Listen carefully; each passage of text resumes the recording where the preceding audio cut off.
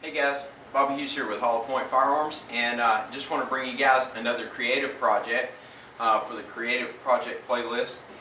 Just got done assembling a new hot bluing or cold bluing tank, a hot water tank for my shop, and I just wanted to show you guys how I built it and what it's made of and all that good stuff. And I'm going to do my first test run on it. So we're going to see how it works out. So stay tuned and we'll get started.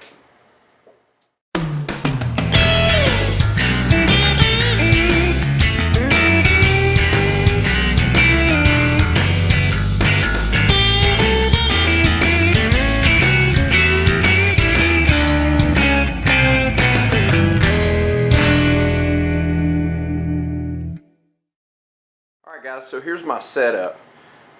The frame is constructed of 2x6s and 4x4s, a couple of 2x4s, and then a old oak broomstick for our hanging rod here. Alright, so let's start down here at the bottom and we'll go from there. Like I said, the frame's made out of 2x6s. It's just a wrap completely in 2x6s. And then I notched out four 4x4 posts to set it on. And then once I got it set in place, I had to shim it a little bit. You can probably see that shim down there. This floor on this side is rough still. It's a 100-year-old house, so it's got some uneven spots. This side over here where my regular shop is, it's a mess right now, but it's pretty much level. It looks like they came in and laid that later on to put the heat pump and stuff in, but this over here is pretty rough, so I put a shim under there. But anyway, what I did was I just extended it out a little bit. I think it's about 21 and a half inches, 22 inches, something like that, just so I'd have a little work surface there. And I've just got my little single propane burner sitting there for now. But anyway, it's very basic construction of the frame, and then the back there I just hooked a couple of 2x4s on there and then made a rod. And the purpose of the rod is so that when we are heating up like a barrel or something similar to the bluing on the shotgun barrel that we did, that little setup I had there, this is kind of, you can put a dowel in each end of the barrel and then hang it on this from wire, and that way it doesn't actually set on the tank. It just it kind of hangs inside the water there. The tank itself, was fortunate enough, a guy that where I work, my office building, we share a building with a heating and air company up here, and one of our soldiers that we put in the Army, his dad is actually a HVAC guy, and he actually made me this tank for free, and so I'm super excited about that. I didn't have to pay anything for it, but I think it's made out of 16 gauge steel, stainless, and it's pretty neat. I'm gonna have to work the angle here on I've still got the tripod attached to the camera, but anyway, it's about 4 feet long, 12 inches wide, and 12 inches deep. Or I'm sorry, 16 inches wide, 16 inches deep, and it's got a little drain nozzle there at the bottom, so that's pretty cool. I'm anxious to see. I don't think there's any plastic in that. He knew I was going to be heating this up, so I don't think he would put plastic in there. And then for our heater source, I have upgraded from a single eye propane burner to a turkey fryer, and I'm hoping that gives us enough heat. Now this should heat up pretty quick, because this is actually warm water that I put in here. I've got a let me just show you guys over here. Over on the other side of the basement here, I've got, I think the washer and dryer probably used to be down here before they moved it upstairs, and so I've got a hot and a cold water hookup down here, and then there's also a drain in the floor right over there, so that's going to be my drain for when I drain the tank. And then I just hooked a water hose up and filled it up or whatever. So I got it about halfway full now.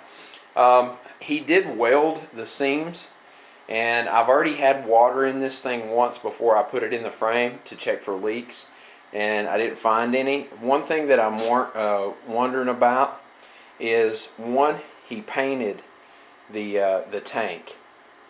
Once again, I told him I was going to be heating it, so hopefully he used a high temperature paint, and it's not going to come off or start burning on me and stinking up the whole house. And then 2, he put a sealant in the corners on the inside, and so I'm hoping that that also is a high temp sealer, but we'll find out soon enough. We're going to start bulling this thing, so let's go ahead and get the heat turned on it and see how it does.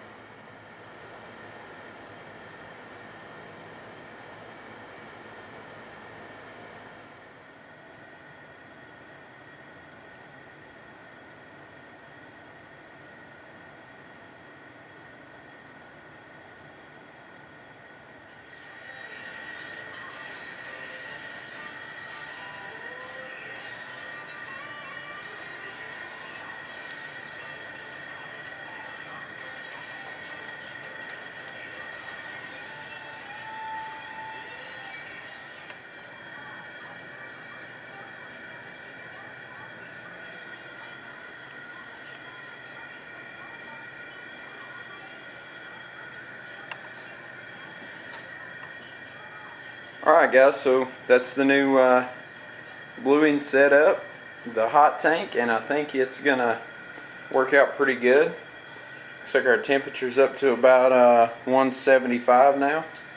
So if I'm not mistaken, 220 Fahrenheit is bulling, or 212 or something like that. And it doesn't have to be bulling to heat the parts up to blue them. We just want it hot enough that it's scalding and that the metal will heat up properly.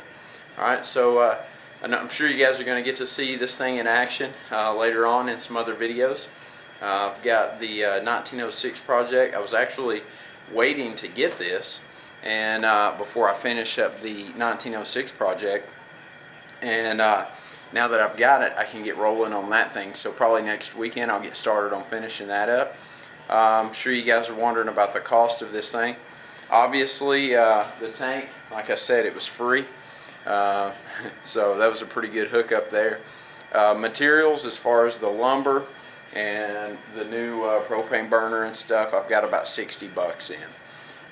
So ended up being really reasonably priced.